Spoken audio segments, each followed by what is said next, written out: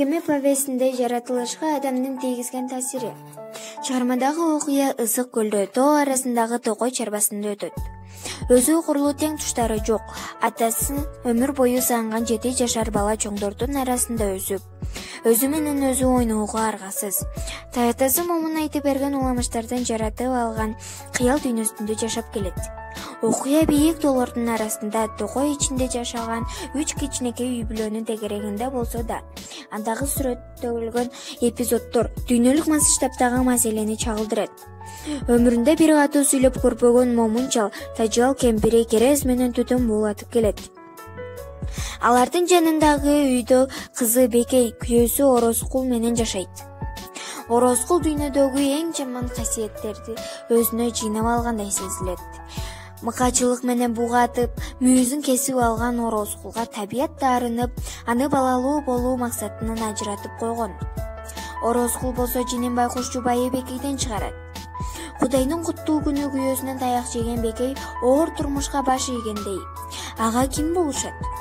Керез энеси кызына булушмак турсун анын өзүн күнөөлөйт. Орозкулга жагынып жаш келин Гүлжамалды токулдукка алып бергиси бар. Татынакай Гүлжамалды болсо тагдыр бул жака адаштырып алып келгенби? Айторанын шайыр мүнөзү Токойдогу оор жашоого коошпойт. Күйөөсү Сейдахматты болсо чөп үстүндө чалкалай жатып ырдагандан башка эч нерсе кызыктырбайт. Ушундай оор мамилелерден куралган татаал турмушка кичинекей наристе да аралашууга мажбур. Ал бала караңгы түндөгү кичинекей күн нурундай. Өзүнүн куруп алган таза жарык дүйнөсү бар. Ал дүйнөсү жалгыз жакын досу Таятасы момун менен гана бөлүшөт. Атадан айрылууну, өмүр бою өгүт болуп калган арманды, каргайдай баланы каптаган кайгыны Жыңгыз Айтматов өзү башынан кечирген. Жазыксыз сатылып кеткен атасы бир күнү кирип келчүдөй эчейин жылдар үмүт менен жашаган. Ошол сезим, ошол арман атасы кан майданга аттанган кезде курсакта калган 6 жаштагы Балбекте да бар болчу. Тек ал оюн кара курагында ата деген сезим кандай оор болорун биле кез эле.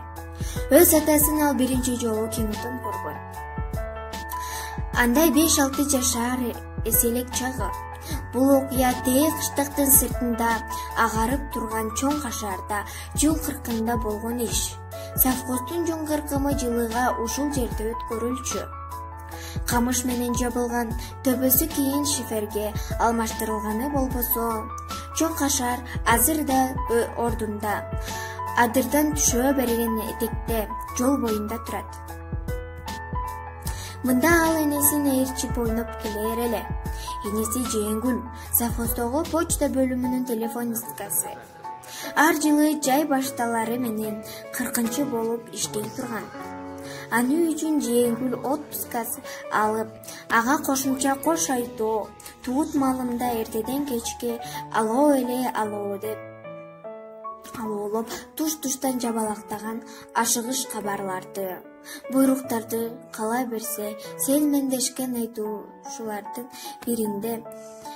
бирин токтотпой тезинен байланыштырып, кем алышсыз иштеген күндөрүн, түндөрү үчүн убактысы эселеп, 40 башталары менен аягына чейин күнүн коё бербей келип иштеп жүрчү.